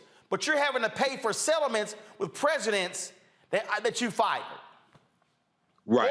Or retired. Right. Yeah, Roland. This sounds like some real incompetency here. If I heard you correctly, 4 presidents in 3 years. No. Sure, they'll be fine. Yeah, there was Lane. They fired. Then they hired her. She's now retired. So they're about to look for their 3rd president in the 4 years that Alvin Ayers has been chair of the Board of Regents. Yeah, 3rd president in 4 years. Yeah, you can't have a continuity of knowledge. It takes a certain amount of time to get up to speed as president of a HBCU, president of any college, president of a corporation, et cetera. It takes a certain amount of time to get up to speed. So when you have that much turnover, it's hard to have continuity when it comes to being able to run the administration. So hopefully we find out what happens. And just very quickly, for Kelly and anybody else dealing with paywalls, Control-A, Control-C, Control-V into a Microsoft Word document. Because do that before the paywall comes out. Don't tell anybody I told you that, though. It was too fast. That's what I did. That's how I printed it up. I learned that a long time ago. I've been doing this a long time. She said it was too fast, so repeat it. Oh, Control-A highlights the whole document. The whole article. No, I understand the formula. What I was saying is the paywall came up too quickly for me to do all that. So when the paywall comes up, refresh the screen, Control-A, and then Control-C, copy, Control-V, put into a Microsoft Word document. Don't tell anybody I told you that, though. That's a trick of the trade. Up, down, up, left, right, A-B, start. I remember that back in the day, Nintendo days. Man, we all been doing that, but as Kelly said, if it come up too fast, everybody doesn't know that, Roland. Kelly said if it come up too fast, you can't do it. All right, y'all. So we'll see what happens at TSU. We'll see what happens next there. All right, again, which is literally right across the street from where I went to high school, Jack Yates High School. I know a lot of people at Texas Southern University, a lot of their alumni, and Lord have mercy. I mean, I don't know who's gonna take that job. I have no idea who the hell gonna take that job, but let me be perfectly clear. Let me say it right now. Alvin Ayers, you are the chair of the Board of Regents at Texas Southern University. Get your shit together. Yeah, I said it. Y'all should not have run Austin Lane off. Now you got to hire a new president. No credit. Let me be perfectly clear. Let me just pull all of them up because I just want to focus just on him. But I'm being real clear here because this has to be said. You can go to my iPad. Alvin Ayers, Pamela Medina, James Benham, Caroline Baker Hurley, Richard Johnson III, Stephanie Nellens Page, Marilyn Rose, Mary Evans CS, Brandon Simmons, Keon McClain. Let me be real clear. No credible, distinguished, talented individual is going to take this job if they are going to be dealing with some bullshit. Anybody who thinks about applying for this job, they are going to say, I don't know, because I got to look at the last president, then the president before her, and then the president before that, and before that. Let me be real clear, y'all. I've covered TSU for years. And Crumpton Young was the 13th president. They got mad the 12th ran him out. And then you start going back to, first of all, we know Lane that ran him out, he was 12th. The brother before him, and then we start talking about Slade. We start going back. The Board of Regents, y'all need to get your stuff in order if you're going to think a real person is going to take this job. The TSU alumni and the students and the faculty and staff, they deserve credible leadership It starts with you, Alvin Ayers, and your 9 board members. Get it together. You're watching Roland Martin Unfiltered on the Black Star Network. The frequency right here on the Black Star Network. Shanita Hubbard. We're talking about the ride or die chick. We're breaking it down. The stereotype of the strong Black woman. Some of us are operating with it as if it's a badge of honor. Like you even hear Black women like aspiring to be this ride or die chick, aspiring to be this strong Black woman trope at their own expense. Next on the frequency right here on the Black Star Network. On a Next, A Balanced Life with me, Dr. Jackie, the necessity of believing in things you can't see. It's called faith. It comes in all shapes and sizes, and it's powerful. And it's a big part of being able to live a balanced life. The valley I experienced being a cancer survivor was one where my footing was completely unstable. I had no idea what to do. And in that instance of not knowing what to do, I had to rely on faith. That's all next on A Balanced Life, only on Black Star Network. Hi, this is Essence Atkins. Hey, I'm Deion Cole from Blackish. Hey, everybody, this is your man Fred Hammond, and you're watching Roland Martin, my man, Unfiltered.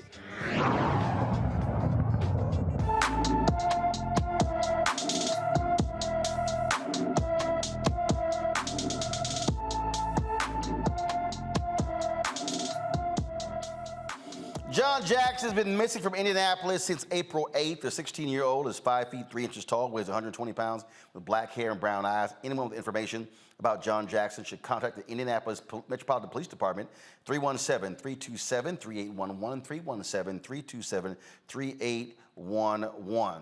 Lord, the Kansas Republican Party, they are pissing off Black and Hispanic people. They're actually reconsidering their bylaw changes after they got lots of criticism from Blacks and Hispanics because the party proposed changes that would weaken the influence of Black and Hispanic members on the organization's executive board by stripping the power from elected officials and groups representing women, minority groups, and college students, dramatically changing the composition of the party's executive committee, which holds sway over significant party decisions. The Kansas Democratic Party described the proposed rules changes as an attempt to consolidate power around Kansas's conservative base by disenfranchising Black and Hispanic individuals interested in leadership positions. Mike Brown, the chair of the Kansas Republican Party, has directed the Rules Committee to meet and reconsider the policy. Now, first of all, we're talking about Kansas here, Michael. Ain't that many Black and Hispanic folk in the state anyway. And so you trying to sit here and get rid of them? Yeah, that says a whole lot about their commitment to diversity, huh? Yeah, the Republicans don't have a real commitment to diversity unless it is maybe a handful of Black, Latinos, things like this that vote for what they want. This is something that Democrats are really going to have to focus on for 2024 elections. Start now communicating with the African-American community. Start now messaging with them what you have accomplished, okay? But when we look at, there's not as much of a diversity in thought when it comes to the Republican Party as there is in the Democratic Party. The Democratic Party is like a big tent party. So you may have progressives like Alexandria Ocasio-Cortez. You may have centrists like Joe Manchin, things like that. Well, in the Republican Party, you don't have that divergence of thought. Hell no, it's right or hard right. Yes, exactly. It's right or hard right. Then you have coup plotters. So this is what we're dealing that's with. hard right. That's the hard right. Yeah. Yep. But it's only two. This is a continued attack on non-white people, and this is why we have to take these people out of power, make sure they don't get into power again. Kelly, it's real simple. The Republican Party today is about white conservative people, period. White conservative racist people. I would add the racist in there because you could be white and you could be conservative, but you don't necessarily have to be racist. You could be fiscally conservative. But no, the Republican Party... It's still whether they're racist or not, they are trying to appeal to white conservatives. That's just... Absolutely. That's it. They ain't trying... That's who they want to appeal to. Sprinkle in a couple other people, but that's pretty much who they talk to. It is who they talk to because they created a formula. They see that it works and they move forward with that formula. And this goes back to one of the first stories that we talked about today, in that Republicans have a strategy. They have a long game. Yep. It might be incredibly binary. It might be incredibly linear, and it might be incredibly exclusionary, but it's a plan and it's a strategy and it is working. Democrats need to do the same thing, not that way, but they need to have something in place that we can follow. I understand that we have. Hold on. If we compare these two, Democrats do actually have far more leadership diversity than Republicans. And so if we're comparing what's happening right here, they're trying to strip Black and Latinos in Kansas of being able to be in leadership. You don't see that happening on the Democratic side, but what you still need, though, on the Democratic side are them fully following through on policy commitments that affect those two communities. That was going to be my point, but you got it. Xavier. That's what I say to those Black and Latinos that don't think that the okie doke won't come for you. You are supporting a racist party and now openly appealing to racism. And you thought that if you danced a little bit to the left and slide to the right and crisscross your way, everybody would clap their hands for you, really? But it didn't happen. No, it's supposed to be the do-si-do. Not the cha-cha slide. It's supposed to be the do-si-do. Trust me, they ain't got no clue about the cha-cha slide. Now you know that. Now y'all know why I don't know why you even sitting here thinking that ain't the case. Whatever it is, Roland, is offbeat. Whatever it is offbeat. So we know. Let me deal with offbeat. You want to deal with offbeat and dumb? Listen to this dumbass. Truly, the dumbest. No, not my iPad. Listen to this fool. Alabama Senator Tommy Tuberville. That fool. Okay, that fool was talking to another fool, Donald Trump Jr. Listen to this silly shit. The COVID really brought it out about how bad our schools are and how bad our teachers are in the inner city. Most of them in the inner city, I don't know how they got degrees, to be honest with you. I don't know whether they can read and write. But they're the experts that want to make sure that parents have no say. How do you decide what to do with your children? They want to raise. They want less time to work, less time in school. It's just we've ruined work ethic in this country.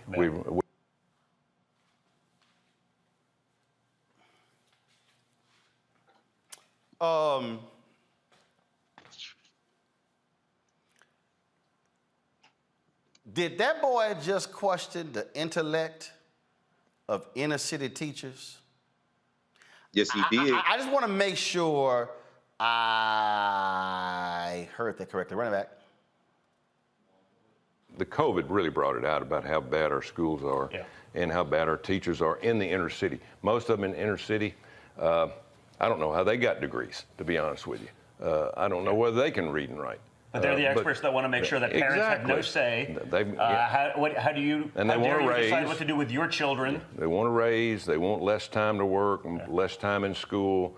It's just we've ruined work ethic in this country. Okay. That's Tommy Tuberville, U.S. Senator from Alabama. When he was running against Senator Doug Jones, he was asked about the Civil Rights Act. Well, Civil Rights Act is the Voting Rights Act. Voting Rights Act. And I just want y'all to hear what this dumbass actually said. Press play. It's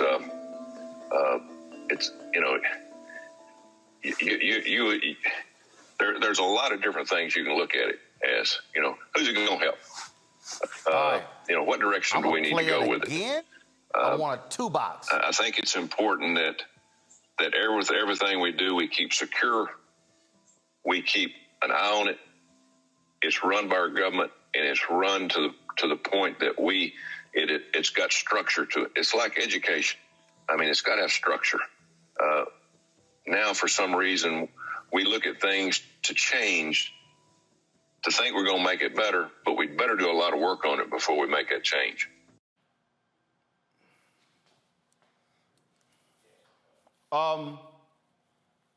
Dumbass. Okay. I'm gonna run that back one more time, y'all, because I know y'all thought that was edited. No, that was literally how he answered the question. Y'all notice how he threw education in there? Seems somebody's lacking. So let me play this again, because I just want y'all, this was before the election. That means the white conservative idiots in Alabama literally voted for this dumbass, Tommy Tuberville. The thing about the Voting Rights Act is, it's, there's a lot of different things you can look at it as. Who's it going to help? What direction do we need to go with it? I think it's important that with everything we do, we keep secure. We keep an eye on it. It's run by our government, and it's run to the point that it's got structure to it. It's like education. I mean, it's got to have structure. Now, for some reason, we look at things to change, to think we're going to make it better, but we'd better do a lot of work on it before we make that change. I got 30 seconds each. Michael, what the hell did he just say? He doesn't know what he said. This is the fool who was trying to insult inner city teachers.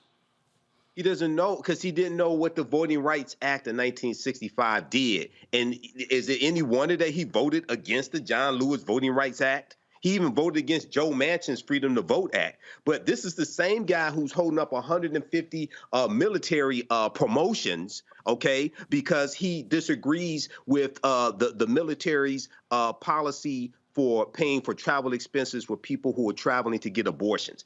This dumbass needs to be voted out of office. He is dangerous. Kelly. Well, first of all, it looks like he got slapped in the face in perpetuity. He's very red. And maybe, that shook a couple brain cells loose, hence the short-circuiting of his brain when he made that statement. I am not entirely sure. But what I do know is that statement is a reflection, frankly, of how his voter base thinks. Yep. They don't. Xavier, again, this whole idea of you think you can insult inner city teachers, you're the idiot, Tommy Tuberville. You're the idiot. Well, racists like their racists dumb. They are dumb. There's no intellectual curiosity whatsoever in racism and pushing forward racism. And so anything that comes in front of that, which is intellectualism, which is curiosity, which is facts, that they hate it. And so you see him criticize also people who got degrees that are from inner city. I grew up in inner city. I got 3 degrees. I think I have run circles around an idiot like Tommy Tuberville. But that's the society we live in. White mediocrity think it's better than black excellence. Dude, please. My nephew Christopher is 13 and can run rings around Tommy Tuberville. All right, we're going to end the show, y'all, on a great note. So I was coming in and I saw this posted and I thought it was awesome. So a sister rolled up on Busta Rhymes after an event. Recently was his birthday, and so she wanted to sing happy birthday to Busta Rhymes. Blew him away, reduced him to tears. Watch. Yes, okay, you're gonna be surprised. Okay. She sings in real life. In real life. In real time.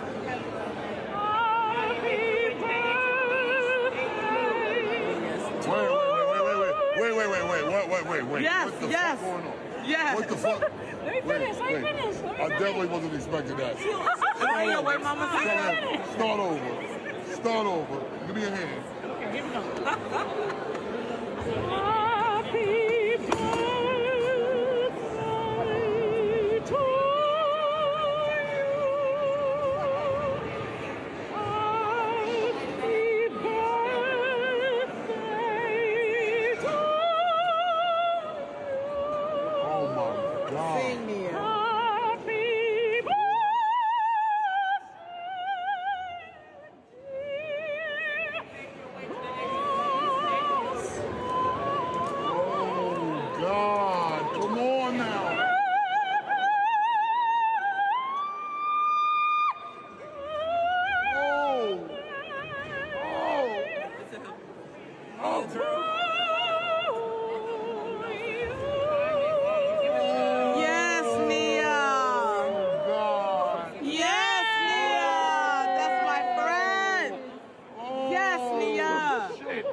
Hold on, y'all didn't want to pull the whole thing?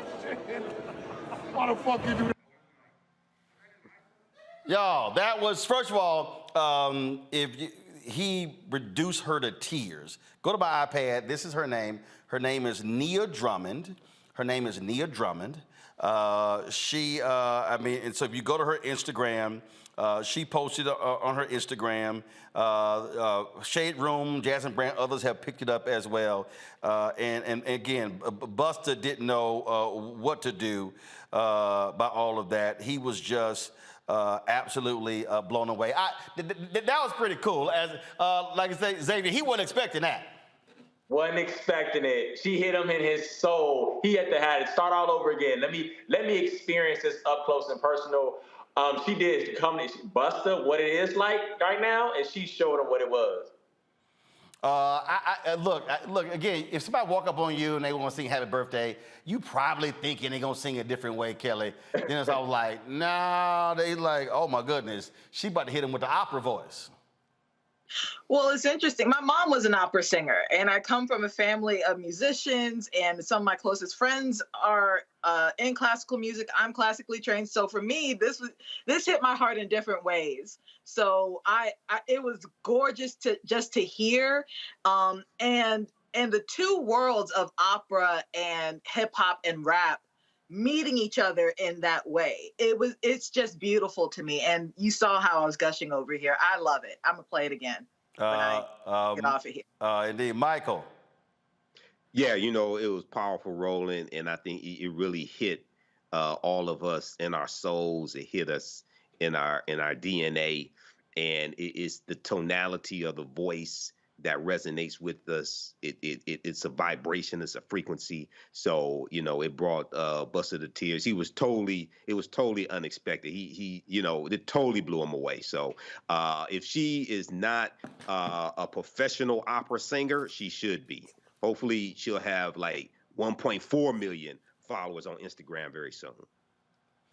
Yep, that was awesome. All right, folks, that's it. Michael, Kelly, Xavier, I certainly appreciate it. Thanks a bunch. Folks, want you to have an absolute wonderful Memorial Day weekend. Have fun. Be safe. We shall see you guys on Tuesday right here on Roland Martin on the Black Star Network. Holla!